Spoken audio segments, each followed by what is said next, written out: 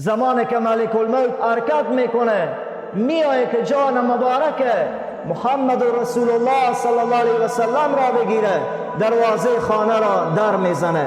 اینجا هست که سیدتنا فاطمه الزهرا دروازه را باز میکنه، میبینه شخص ژولیده مویی استاده و برایش میگویه که با کی کار داری؟ این شخص میگوید که من با صاحب خانه کار دارم. فاطمه الزهرا میگه که صاحب خانه بیماره، صاحب خانه مریضه، صاحب خانه پریشانه، در حالت بیماری و مریضی قرار داره.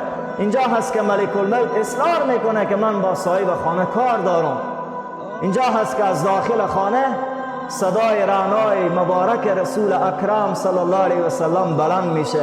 رحمت للعالمین صدا میکنه که ای فاطمه جان اجازه ده که بیایه، او ملک الموته، او اسرائیل امینه، او کسی که دختر را از مادر جدا میکنه، او کسی که پسر را از پدر جدا میکنه، او کسی که به هیچ کس رحم نمیداره، او مأمور از طرف پروردگار. اجازه ده که بیایه.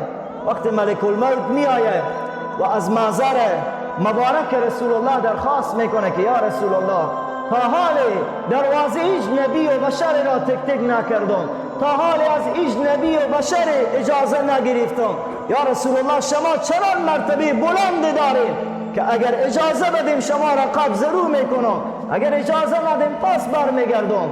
رسول اکرم صلی الله علیه و سلم برای ملک الموت چی میگن؟ میگن جان از برای جانان هست، قبض رو کن.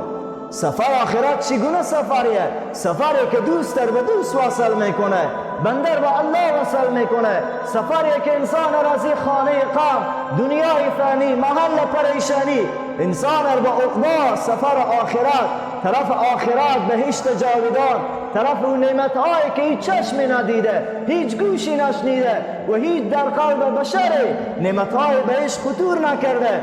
ما به اوت سفر میشتابیم.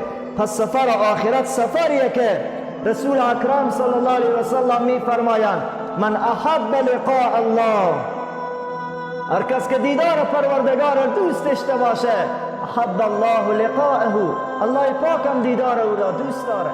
این سفر آخرت